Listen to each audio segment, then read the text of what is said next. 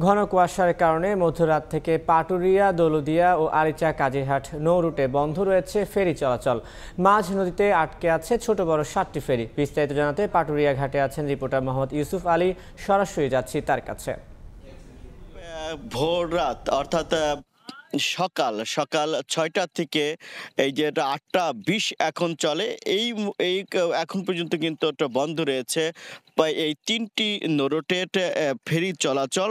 তো আমরা যে কথাটা আমরা বলছিলেন, আমরা কর্তৃপক্ষের সাথে বিআইডব্লিউটিসি কর্তৃপক্ষের সাথে কথা বলেছি। তারা বলছে আজ ভোর রাত ৫টা থেকে কুয়াশার কারণে এই রুটেগুলোতে ফেরি চলাচল ব্যাহত হচ্ছিল। সকাল ৬টার দিকে কুয়াশার মাত্রা বেড়ে গেলে ফেরি চলাচলের চ্যানেলের বিকন বাতি ও মার্কিং পয়েন্টের কিছুই দেখা যাচ্ছিল না। এ সময় দুর্ঘটনা এড়ানোর জন্য বিআইডব্লিউ কর্তৃপক্ষ ফেরি চলাচল সম্পূর্ণ বন্ধ ঘোষণা করেছে। এতে চলাচলরত ছোট বড় 7টি ফেরি শতাধিক যানবাহন নিয়ে মাঝনদীতে এখনো কিন্তু আটকে রয়েছে। উভয় ঘাট এলাকাতেও পারের অপেক্ষায় রয়েছে 4 শতাধিক ছোট বড় যানবাহন। তবে যানবাহনের শ্রমিক ও যাত্রীরা বলছেন তীব্র কুয়াশা এবং হিম হাওয়ায় তাদের ভীষণ কষ্ট হচ্ছে। আমরা ভোরের দিকে দেখেছি যে রকমটা যে কুয়াশা ছিল, এখন কিন্তু এই মুহূর্তে কুয়াশার মাত্রা আরো বেড়ে গিয়েছে। আমরা দেখছি যে যারা অতি প্রয়োজন তারা কিন্তু জীবনের ঝুঁকি নিয়ে তারা কিন্তু এখন ট্রলারে পার হচ্ছে।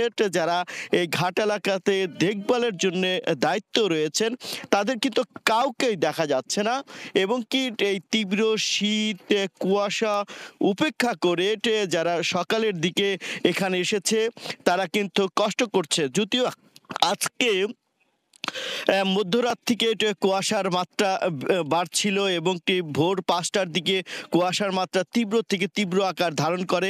এই যে সকালের দিকে যে একদম হঠাৎ করে কুয়াশা পড়ায় অনেকেই কিন্তু যে পিক আওয়ার অর্থাৎ সকালের যে অফিস আদালতে ধরার জন্য বা বিভিন্ন প্রয়োজনে যাওয়ার জন্য তারা কিন্তু দেশের দক্ষিণ অঞ্চলে বা ঢাকার দিকে আসার জন্য তারা কিন্তু কষ্ট করছে। আমরা কথা বলেছি দৌলতদিয়া প্রান্তে, সেখানেও কিন্তু বেশ যানবাহন সবজি এবং কাঁচামালবাহী ট্রাকগুলো কিন্তু পারের জন্য অপেক্ষা করছে। পাটুরিয়া, দৌলতদিয়া, আরিচা কাজিরহাট এবং ধাওয়াপাড়া নাজিরগঞ্জ এই 3টি রোডে কিন্তু কমপক্ষে 26টি ফেরি চলাচল করে। এই মুহূর্তে মাঝনদীতে যে কোনো ফেরি আটকে রয়েছে, সেই আটকা ফেরিতে কিন্তু মানুষ কষ্ট করছে। এই ছিল আমার কাছে পাটুরিয়া ঘাট থেকে সর্বশেষ তথ্য।